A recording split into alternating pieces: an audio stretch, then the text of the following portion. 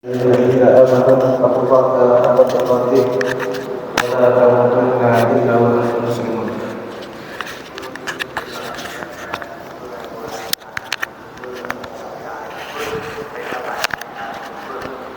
فقال الله تعالى في كتابه: يا أيها الذين آمنوا اتقوا الله حق تقاته ولا تموتن إلا وأنتم مسلمون.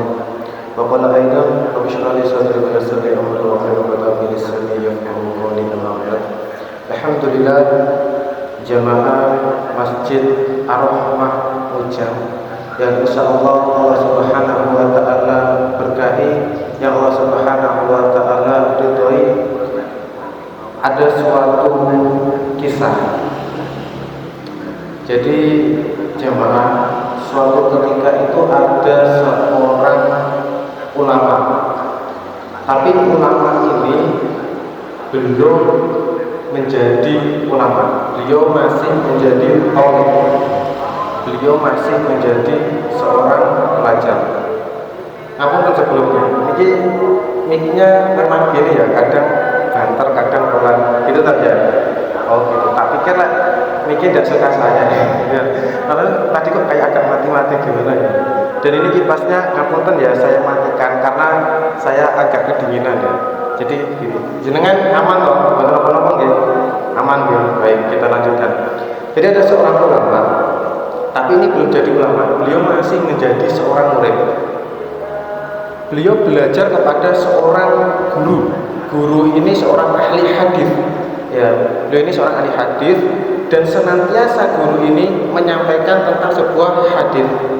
Tapi ulama ini yang masih jadi thalib ini, masih jadi penuntut ilmu ini, itu tidak pernah mencatat, tidak pernah nyatet. Tapi niki jangan kita tiru ya, karena kita beda level ya, beda iman, beda ilmu dan sebagainya. Nah, ulama ini tidak pernah nyatet, sama sekali tidak pernah nyatet. Sampai suatu ketika teman-temannya itu heran, teman-temannya itu tanya, kok sampean orang tahu gawa catatan piye iki? Sampean jane tenanan apa orang lebih seperti itu ya. Kemudian ulama ini kemudian bilang kepada temannya, silahkan kasih ke saya catatanmu. Dikasihkan. Ternyata catatannya itu, ya jamaah, itu ada 15.000 hadis. 15.000 loh ya. Ini bukan satu hadis, bukan dua hadis, bukan 1.000, tapi ada 15.000 hadis. Kemudian catatannya itu dikembalikan kepada temannya dan kemudian si ulama tadi membacakan ulang ya, atau dia merekod hafalannya, dan ternyata beliau mampu mengingat 15.000 hadis yang sudah disampaikan oleh gurunya tadi. Padahal beliau tidak pernah mencatat. Tapi poin dari kejadian ini itu bukan berarti oh kalau gitu saya tidak usah nyatet. Jangan seperti itu ya. Karena ulama yang lain juga menjelaskan bahwasanya kalau hewan buruan itu kan diikatnya dengan tali. Nah, kalau ilmu diikatnya dengan cara menulisnya ya, atau mencatatnya. Kisah ini hanya untuk menunjukkan kepada kita bahwa ulama tadi itu memiliki hafalan yang sangat kuat ya. Sampai-sampai 15.000 hadis itu mampu beliau hafal. Nah, kalau kita ini wallahu alam ya, loh suaranya hilang lagi, oh muncul lagi, masya Allah ya. Nah, kalau kita kan tidak tahu ya, wallahu alam ya, mungkin berapa hadis yang sudah kita hafal. Bahkan itu pun kadang kita masih kadang lupa, kadang kualin ya, dan seterusnya. Tapi ini ulama ini sangat luar biasa. Lalu suatu ketika ulama ini dites. Jadi ulama tersebut itu pernah berada di Baghdad ya. Itu dites oleh ulama yang lainnya. Beliau itu dikasihkan 100 hadis, tapi 100 hadis itu tidak disebutkan dengan benar. Jadi hadisnya diulang-alik, kayak redaksinya itu ada yang diganti, perawinya ada yang diganti dan sebagainya. Untuk menguji ngetes si ulama ini tadi. Kemudian ulama tadi bingung, ini 100 hadis kok rasa-rasanya orang yang bener gitu. Kok rasa-rasanya keliru kabeh. Kemudian ulama yang dites tadi itu membenarkan, ini loh yang benar tuh begini. Nah, ulama dari Baghdad yang ngetes tadi itu langsung kaget, kok dia bisa tahu ya? Padahal memang benar, memang sengaja diblojokkan. Nah, ini menunjukkan apa? Bahwa hafalan beliau memang sangat kuat. Ya. Ulama tersebut adalah ulama yang sangat terkenal. Yang saya ceritakan barusan tadi, itu ulama yang sangat terkenal, sangat masyhur. Bahkan kita pasti sudah pernah mendengarnya. Nama ulama tersebut adalah Muhammad bin Yahya. Ya, pernah dengar ya? Pernah kan? Muhammad bin Yahya. Ya, atau lebih dikenal dengan namanya Imam siapa? Imam Al-Bukhari. Ya, tapi nama aslinya adalah Muhammad bin Isa. Mohon maaf. Ya, jadi beliau Muhammad bin Ismail. Ya, nama aslinya Muhammad bin Ismail. Ya, beliau lebih dikenal dengan Imam Al-Bukhari. Bahkan beliau itu dari wafatnya itu dari tahun 870 Masehi. Tapi sampai hari ini, sampai sekarang kita itu masih mengenal beliau. Bahkan karya-karyanya itu masih sampai kepada kita hari ini. Ya. Kenapa saya sampaikan ini? Kenapa saya ceritakan ke panjenengan, ke antum ya? Supaya kita tahu bahwa kitab yang akan kita baca, yang akan kita kaji, yang akan kita pelajari bersama ini adalah karyanya beliau, yaitu Imam Al-Bukhari. Tentu saja Imam Al-Bukhari ini bukan ulama sembarangan, bukan ulama karbitan, bukan ulama kemarin sore ya, tapi memang ulama yang sangat ahli di dalam bidang hadis ya. Bahkan beliau punya kitab yang terkenal ya, yang dikenal dengan kitab Sahih Bukhari. Tapi itu bukan nama aslinya ya, karena itu hanya singkatan saja. Judul aslinya itu panjang ya. Judul aslinya itu panjang, Al-Jami Al-Musnad ya, As-Sahih Al-Mukhtasar min Umuri Rasulillah wa Sunanihi wa Ayamihi. Ya, itu nama judul asli, tapi seperti itu. Tapi karena terlalu panjang, maka ulama sekarang meringkasnya menjadi Sahih Al-Bukhari seperti itu. Nah, selain beliau menulis kitab itu, beliau juga menulis kitab ini. Nah, namanya adalah Al-Adab Al-Mufrad ya, atau kita kenal dengan istilah Adabul Mufrad. Nah, isinya tentang hadis-hadis seputar adab. Nah, Al-Adab Al-Mufrad ya, kita perlu kenalan dulu ini dengan judul kitabnya, supaya nanti kalau ada yang tanya di Mujang ya, ngaji kitab apa ya, kita tahu ngaji kitab Al-Adab Al-Mufrad ya. Kita biar tahu maknanya dulu. Baik. Yang pertama adalah Al-Adabu ya. Apa itu yang dimaksud dengan Al-Adabu? Kita pasti sudah sering mendengar kata adab ya. Dadi wong iso duwe adab misalnya seperti itu. Wong sak penake dhewe duwe adab apa ora ya? Atau misalnya kita kalau pendidikan yang diutamakan adalah adabnya, misalnya seperti itu ya. Nah, tapi kita perlu tahu yang dimaksud dengan adab itu apa. Nah, ada ulama besar, ini ulama dari Syafi'iyah, namanya adalah Imam Ibnu Hajar Al-Asqalani. Jadi Imam Ibnu Hajar Al-Asqalani ini punya sebuah kitab, nama kitabnya adalah Fathul Bari. Di dalam kitab Fathul Bari itu disebutkan yang dimaksud dengan adab adalah al-adabu istimalu ma yuhmadu qaulan wa fi'lan. Jadi adab adalah al-istimal. Terima kasih. Adab itu adalah istimal, penggunaan ya kan, ma yuhmadu, apa-apa yang terpuji, qaulan wa fi'lan, baik itu dari ucapan atau dari perbuatan. Jadi dari definisi ini ada satu kata kunci, yaitu adalah terpuji. Nah, jadi kata kuncinya adalah terpuji. Tidak hanya ucapan saja, tidak hanya perilaku saja, akan tetapi apa? Ucapan ataupun perilaku yang terpuji. Nah, itu yang dimaksud dengan adab. Baik, insyaallah jelas ya. Kemudian al-mufrad ya. Apa yang dimaksud dengan al-mufrad? Al-mufrad itu maksudnya adalah tersendiri.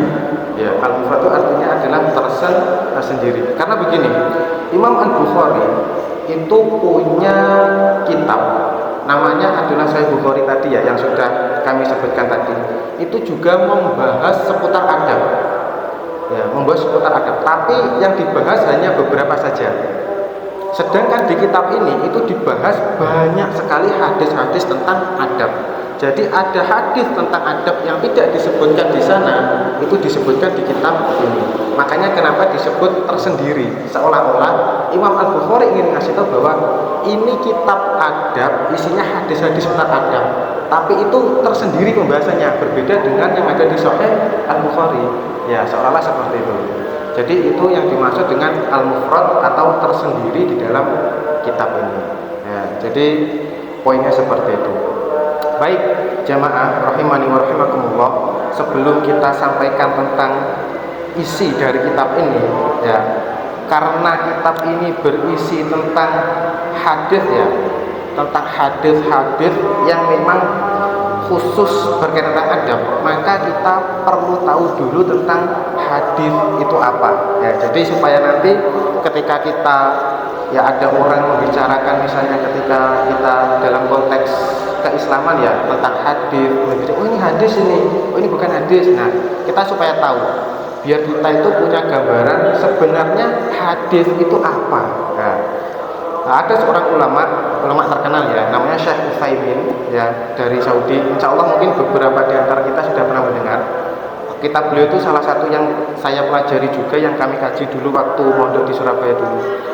Nah, di dalam kitab beliau itu punya kitab Mustalah Hadis, itu menjelaskan tentang definisi hadis. Apa yang dimaksud dengan hadis? Hadis itu adalah ma'udhifa ila Nabi sallallahu alaihi wasallam min qaulin aw fi'lin aw takririn aw wasfin.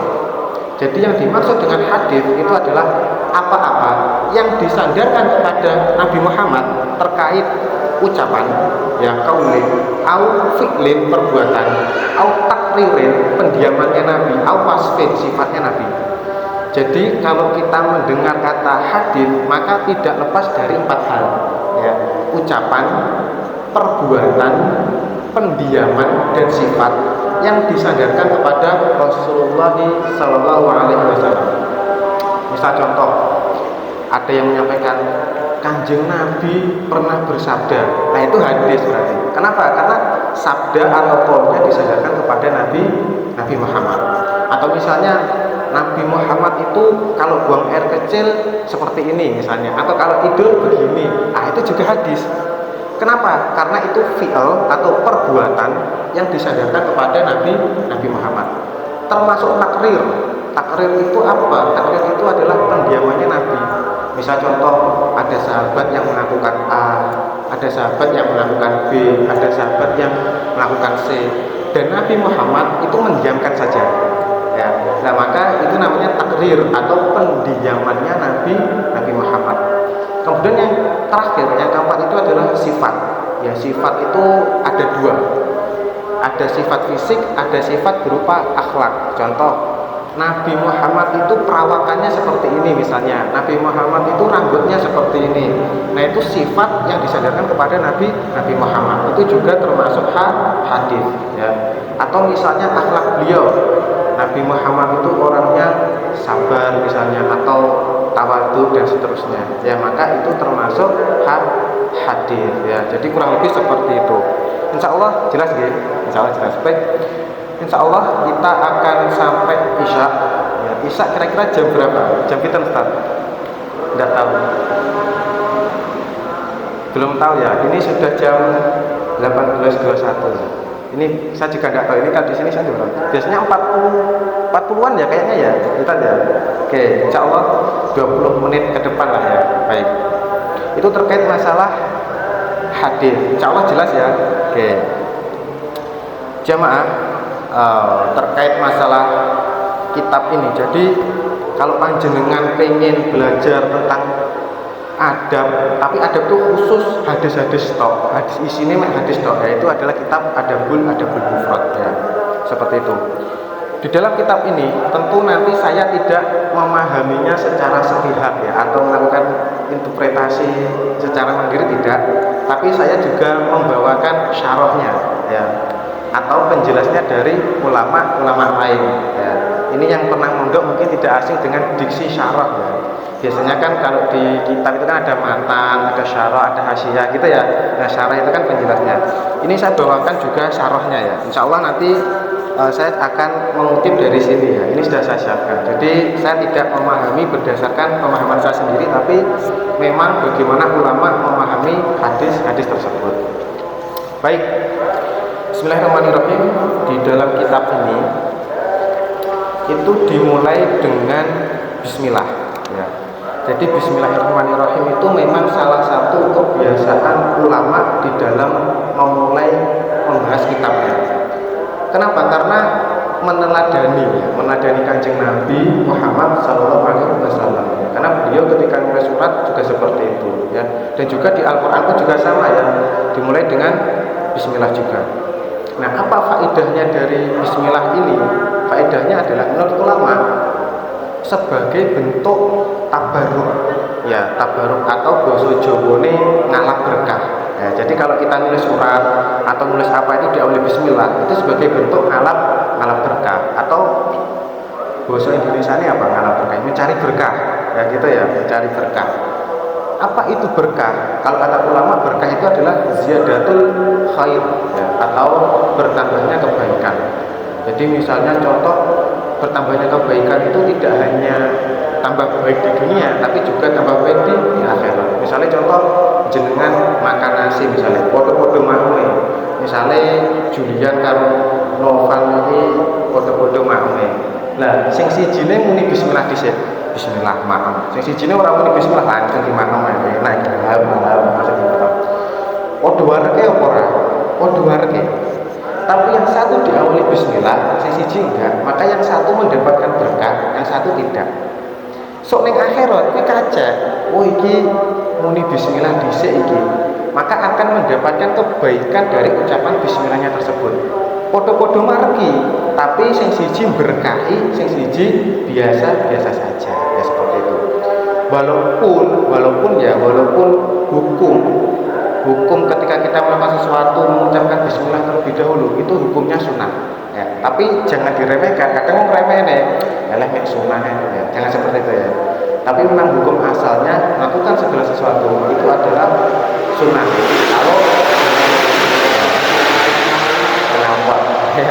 Kalau diawali Bismillah.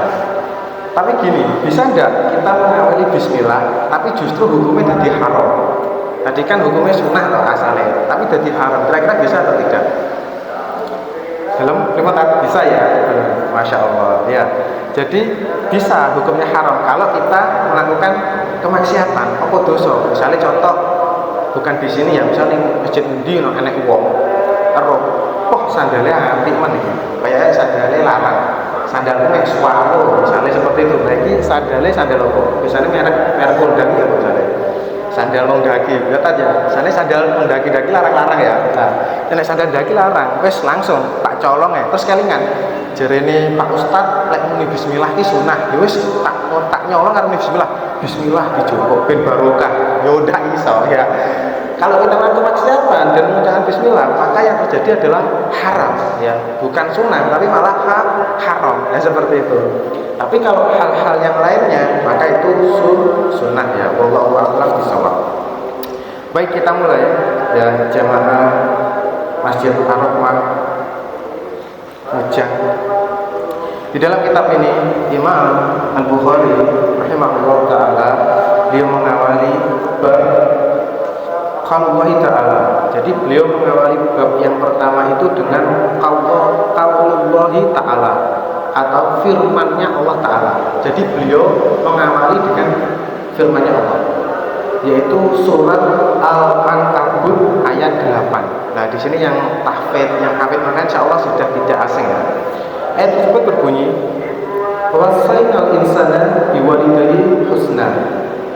Kami wasiatkan, maksudnya Allah wasiatkan kepada manusia biwalidayhi ihsana, untuk apa? Kepada kedua orang tua kebaikan atau berbuat baik kepada kedua orang tua.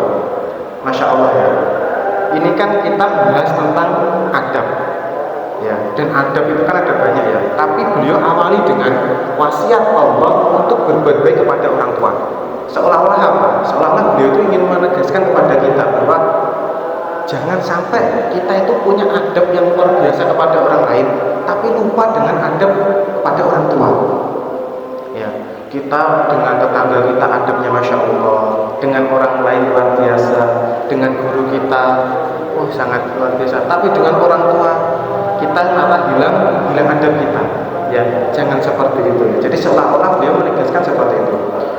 Dan bukan berarti adab dengan orang lain itu buruk, enggak, bagus ya. Adab dengan tetangga itu bagus, adab kita dengan guru itu sangat bagus, adab kita dengan orang lain itu bagus.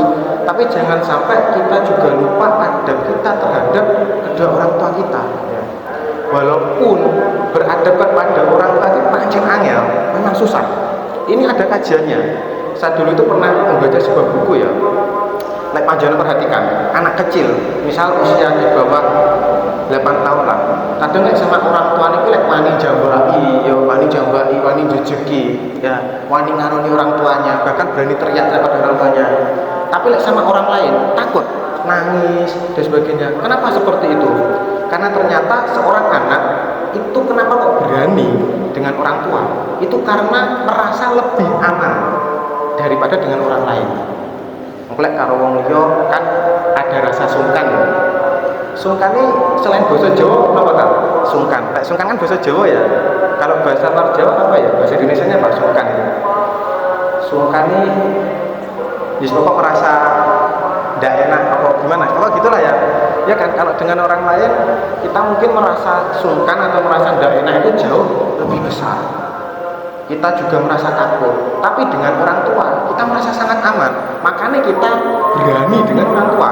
Jajal misalnya getak tonggone dhewe mikir, kok lek digetingi tonggoku piye, tapi kalau dengan orang tua kita getak, sesuke orang tua akan tetap baik dengan kita. Cek bangga disangoni, cek dibangga dimasakni nasi dan sebagainya. Ya, seperti itu. Jadi memang secara kajian psikologis itu memang berbakti pada orang tua itu yang paling angel. Tapi justru hebatnya seperti itu jamaah. Karena jenengan yang apalagi sudah mondok ya pasti tidak asing dengan sebuah kaidah bahwa apa? Amal itu semakin berat ganjarannya semakin banyak. Gini apa mboten? Ya kan? Amal itu semakin abot, ganjarannya itu malah semakin akeh. Sama seolah-olah dengan orang tua seperti itu. Berbuat baik dengan orang tua, menata nada suara dengan orang tua, tapi pancen angel. Ya sebagian besar orang memang sulit, tapi justru itu karena kesulitannya itu ganjarannya besar, ganjarannya tidak main-main ya. Bahkan setelah kita itu beriman kepada Allah, amalan yang istimewa itu adalah berbuat baik kepada orang tua ya. Seperti itu ya. Wallahu a'lam. Baik, ayat ini jamaah itu dipahami oleh ulama ya. Di sini kita bacakan maksud daripada Al-Ankabut ayat 8. Amruna al-insana bil ihsani ila walidayhi. Jadi yang dimaksud Allah mewasiatkan itu apa? Apa maksud dari wasiatnya Allah? Ternyata maksudnya adalah amruna al-insana. Allah Subhanahu wa taala memerintahkan manusia ya, memerintahkan manusia bil ihsani ila walidayhi untuk berbuat ihsan, untuk berbuat baik kepada kedua orang tua. Wa alzamnahu ita'atahuma, dan Allah Subhanahu wa taala melazimkan atau mewajibkan hunya ini kembali kepada insan yaitu manusia. Jadi Allah mewajibkan manusia ita'atahuma untuk taat kepada keduanya ya. Jadi di sini ulama ya itu ingin memberikan kita gini jemaah. Yang pertama tadi kan berbuat baik kepada orang tua, yang kedua taat kepada orang tua. Ternyata dua ini sedikit ada perbedaan antara berbuat baik dan taat. Bedanya itu gini, berbuat baik ya itu adalah sikap kita kepada orang tua atau inisiatif lah enaknya. Sedangkan taat itu adalah respon kita terhadap perintah orang tua. Misal contoh, orang tua itu enggak perintah apa-apa, tapi kita berbicara dengan mereka dengan kelembutan ya, kita berbuat baik dengan mereka, maka ini termasuk perbuatan baik. Akan tetapi kalau mereka memerintah kita, misal contoh le unggahno karake, le ibu itu basno gula. Nah, bagaimana sikap kita dengan mereka? Maka itu masuk dalam konteks ketaatan itu tadi. Ya, lek kita mengiyakan maka kita taat, lek kita tidak mengiyakan maka kita mau membangkang ya, seperti itu.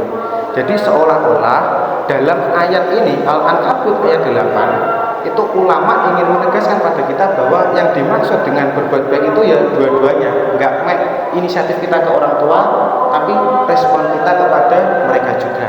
Ya. Tapi gini juga, sebelumnya ini saya mau cerita. Jadi ada ulama, ini ulama besar. Beliau itu sedang ngaji, maksudnya ngaji ngisi pengajian. Terus ada muridnya banyak, ya muridnya itu banyak, bahkan ada yang menyatakan ratusan sampai ribuan. Bayangkan ya, muridnya banyak. Ibunya tiba-tiba dari luar itu teriak, ki bosok wae, le apa? Diceluk. Bayangkan, lagi ngisi pengajian gini dengan muridnya itu tiba-tiba ibunya dari luar manggil-manggil. Lek panjenengan sing ngisi pripun? Paling sik Bu, tenang, sik nanggung ya, atau sik Bu, ini dakwah, biasanya seperti itu ya. Mungkin Anda tahu. Tapi ulama besar nih, apa dilakukan? Dia hentikan kajiannya, dia datang ke ibunya, dia tanya ada apa Bu? Ibunya bilang gimana? Pakanono PTE. Bayangkan, mau ngisi pengajian diceluk, mau goro-goro suruh makan ayam. Ya sudah, beliau makan dulu. Beliau ikuti perintah ibunya, dia makan ayamnya, selesai balik lagi ngisi kajian lagi.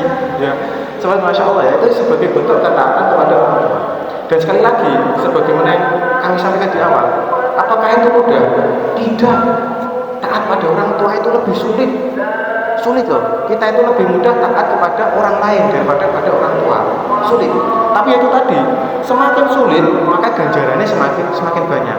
Ya maka dari itu mungkin kita bisa mulai dari yang kecil-kecil. Ya ini khusus yang belum terbiasa ya. Sing cilik-cilik misalnya di kompon nyapu, dijajal ya. Mungkin yang api mangkel, mungkin tidak berapi. Oke, tidak apa-apa, ini sebagai bentuk taat kepada orang tua. Tidak apa-apa seperti itu ya. Dimulai dari yang kecil-kecil dulu. Ya kalau belum bisa yang berat-berat. Dan ini yang tidak kalah penting jamaah. Taat kepada orang tua juga bukan berarti mutlak plek-ketiplek atau kita tidak boleh beda pendapat dengan orang tua ya. Misal contoh di rumah ada motor 2, sing siji ki bensinnya full, sing siji motor bensinnya sarengket. Terus orang tua kita bilang, "Le, Bapak tumbasno misalnya mie goreng, tapi lek wis godho tutup, sing buka mek toko Madura ya. Toko Madura 24 jam ya, Ustaz ya. Masya Allah, di sini juga banyak Ustaz ya. Misalnya nggak toko Madura 24 jam. Tapi nggone rada adoh. Numpak motor kae. Lah, orang tua apa nyuruhna? Numpak motor kae. Padahal ki motornya bensinnya mentek, bensinnya mau habis. Apakah kita serta-merta, oh iya, ini karena saya perlu taat pada orang tua, tak naik motor yang ini aja. Kalau kita naik motor itu tengah jalan, nyurong kita ya. Nah maka dari itu apa? Maka dari itu ya kita sampaikan orang tua, Pak, iki bensinnya kate entek ora, maksudnya di motor iki ya. Artinya taat pada orang tua bukan berarti kita tidak boleh beda pendapat. Tidak apa-apa, tapi yang penting apa? Dikomunikasikan dengan cara yang baik ya, gitu ya. Jadi bukan berarti taat itu plek-ketiplek, plek-ketiplek nanti repot ya, sampean numpak motor tengah jalan bensin entek nyurong. Nah, ya malah di tengah jalan gundul, malah rasani bapak, oh bapak kowe iki jane ngerti ora seperti itu. Dan itu malah nambah dosa ya. Ya, artinya silahkan kita komunikasikan dengan orang tua, tapi tentu dengan cara yang baik. Ya. Jadi taat itu seperti itu, bukan berarti plek-ketiplek. Kenapa? Karena ini juga terjadi, cuma ini lebih ekstrim contohnya. Contohnya lebih ekstrim. Jadi salah satu maksudnya background story ya, atau istilahnya asbabun nuzul dari Al-Ankabut ini adalah dari sahabat Nabi. Sahabat Nabi itu ada yang bernama Sa'ad bin Abi Waqqas. Sa'ad bin Abi Waqqas ini terkenal sangat berbakti dan taat pada orang tuanya. Kemudian orang tuanya ini itu insya Allah masih cukup ya. Nah, orang tuanya ini kan masih agamanya masih agama orang-orang Arab dulu, masih belum Islam. Saat ini sudah Islam. Kemudian ibunya ini bilang ke Sa'ad, ya Sa'ad, kamu berpindahlah agama, ojo ning Islam, balik oleh agamamu dhisik. Ayo melu aku nyembah berhala. Ya berarti seperti itu ya. Lek kamu Sa'ad tidak mau nuruti aku bakal tidak makan dan bakal tidak ngobrol sama kamu. kamu bakal gak tak ajak bicara dan saya gak akan mau makan.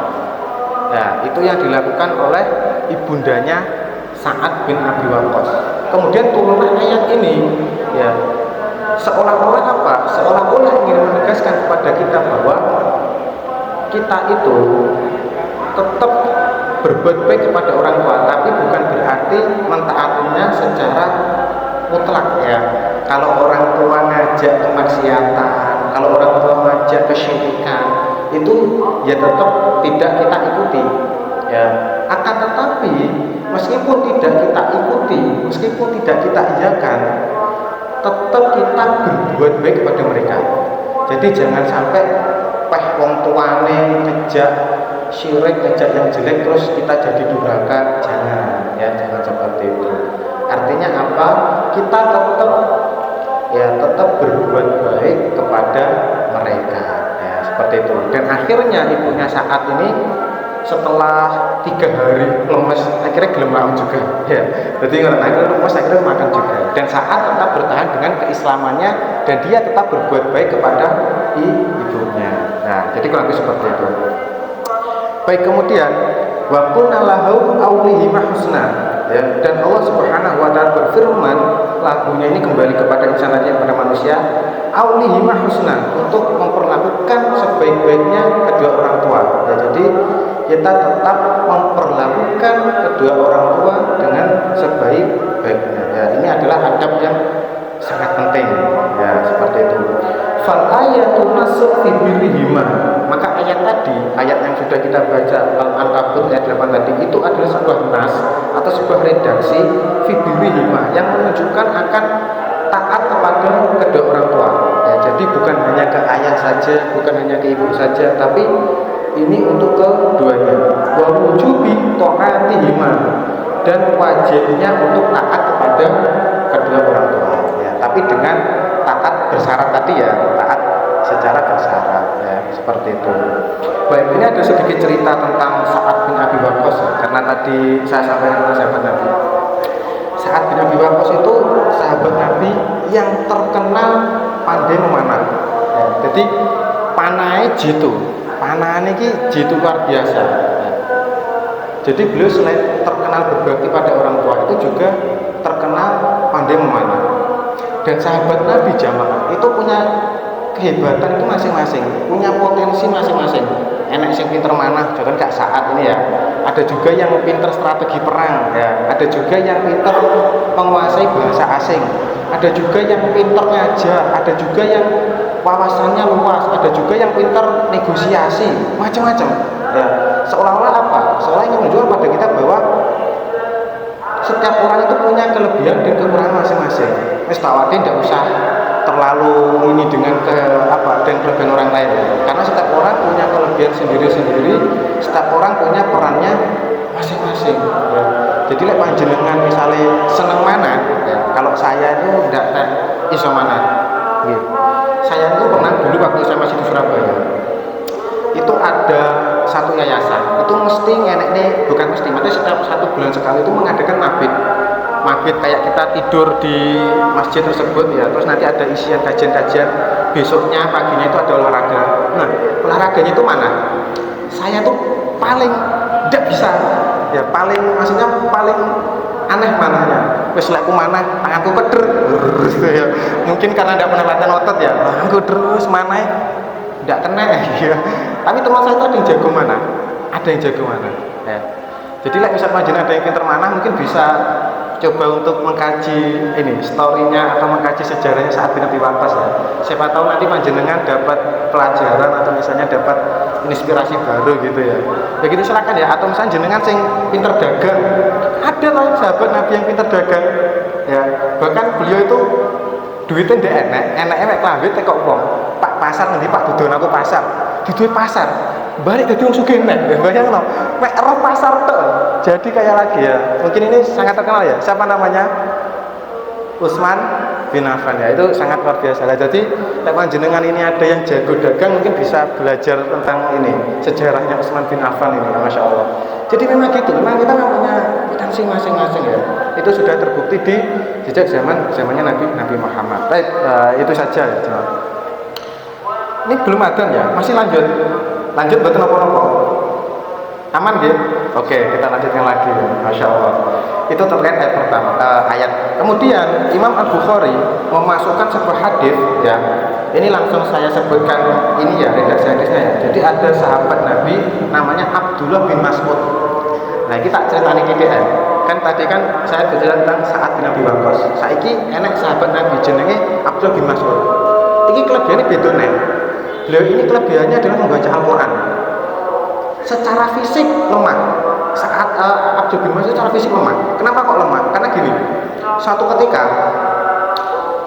Abdul bin Mas'ud ini rodok apa jenenge PD untuk membacakan Al-Quran di depan orang kafir Quraisy. Dibacakan, langsung diajar sama orang kafir ya. Karena memang secara fisik beliau tidak kuat. Akan tetapi meskipun fisiknya tidak kuat, beliau itu bacaan Al-Qurannya Masya Allah. Bahkan Nabi langsung loh itu merekomendasikan belajar Al-Quran yang Abdullah bin Mas'ud ya. Jadi beliau memang lemah secara fisik Pak Bu, tapi ilmunya Masya Allah. Bahkan beliau bacaan Al-Qurannya ini dijadikan rekomendasi langsung ke Kanjeng Nabi. Bayangkan Kanjeng Nabi langsung rekomendasikan pengen belajar Al-Quran, belajar ning Abdullah bin Mas'ud ya. Nah seperti itu, ini Abdullah bin Mas'ud. Nah Abdullah bin Mas'ud suatu ketika itu pernah bertanya kepada Rasulullah.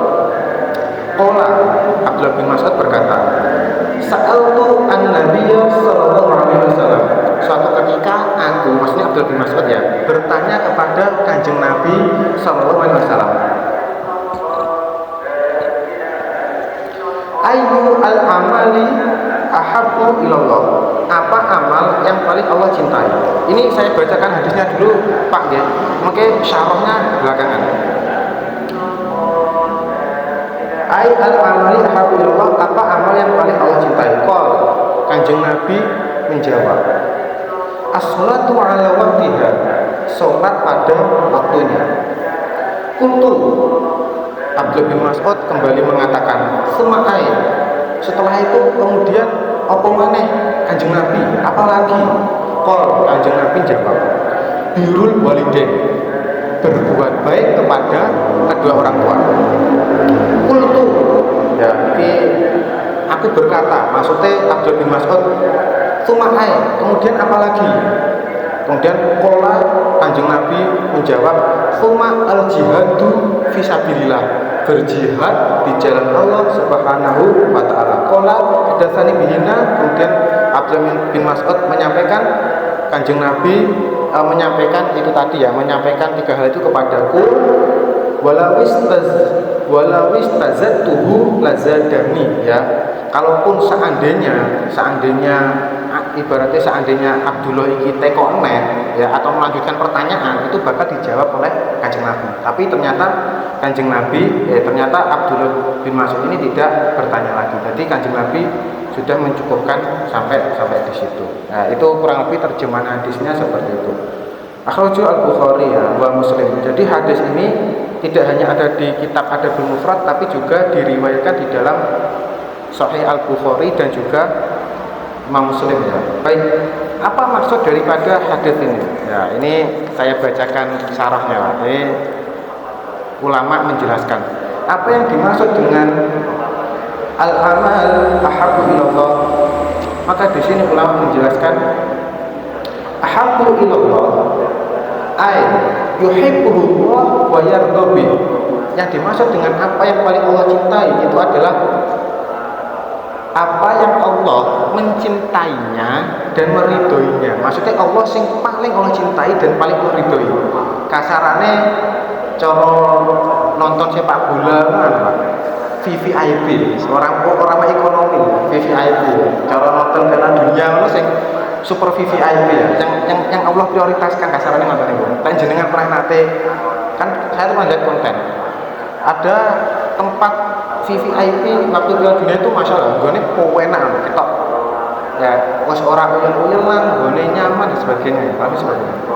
Nah, intinya tuh gini, amal yang namanya amal baik pada dasarnya itu pasti Allah cintai dan Allah ridhoi, itu pada dasarnya. Akan tetapi ada amal-amal tertentu yang Allah itu lebih Allah cintai lagi, lebih Allah ridhoi lagi, itu ada. Nah itu ini, nah, maksudnya seperti itu ya. Contoh kayak hari guys, saya yakin lah setiap hari kan pasti baik ya, Senin, Selasa, Rabu kan pasti insya Allah setiap hari baik. Tapi hari yang paling afdol loh, hari yang paling utama, hari Jumat ya, seperti itu. Contohnya kayak gitu. Nah sama, semua amal itu bagus, baik, tapi ada amal-amal tertentu yang itu lebih Allah kuatkan lagi kebaikannya. Ya kurang lebih seperti itu. Yaitu adalah 3 amal tersebut. Akan tetapi begini jamaah, bahwa amal-amal yang paling Allah cintai itu sebenarnya gak cuma 3, masih ada beberapa lagi ya, masih ada beberapa lagi. Nah kenapa Rasulullah kok cuma menyebutkan 3 di sini? Menurut ulama,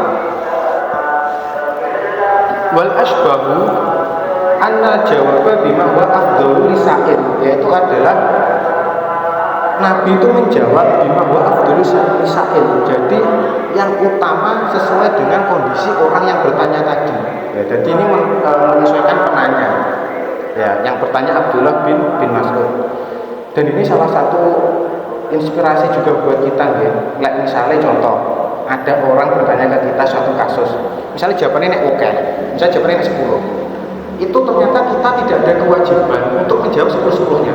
Kita jawab 3 atau tidak pokok, 4 atau tidak pokok, menyesuaikan orang yang bertanya tadi ya. Bisa contoh, misalnya siapa jenenge Noval teko aku tak ibadah apa tak sing mantep, karena Noval ini masih sekolah ya tak mau nuntut ilmu ya, nuntut ilmu sekolah sing tenanan. Tapi lek sing tanya bapak Noval ya jawabanku beda, bekerja Pak, kerja ini ibadah ya. Jadi kita menyesuaikan, bukan berarti 2 hal ini saling bertentangan, tidak. Kerja ibadah, untuk ilmu juga ibadah, loro-loro ini perlu ibadah ya. Tapi kita menyesuaikan yang bertanya ya, seperti itu. Jadi sudah adzan Pak, sudah kita cukupkan lawan ya. Insyaallah sudah adzan, insyaallah kita lanjutkan di pertemuan berikutnya mawon ya. Ini saya masih baru menjelaskan tentang ahabbu ilallah ya, masih di poin itu. Nanti kita lanjutkan di pertemuan berikutnya. Terima kasih, semoga bermanfaat untuk kita semua. Bila amanah ada kurang lebihnya sama maaf sebesar-besarnya. Wallahu a'lam bishawab. Wassalamualaikum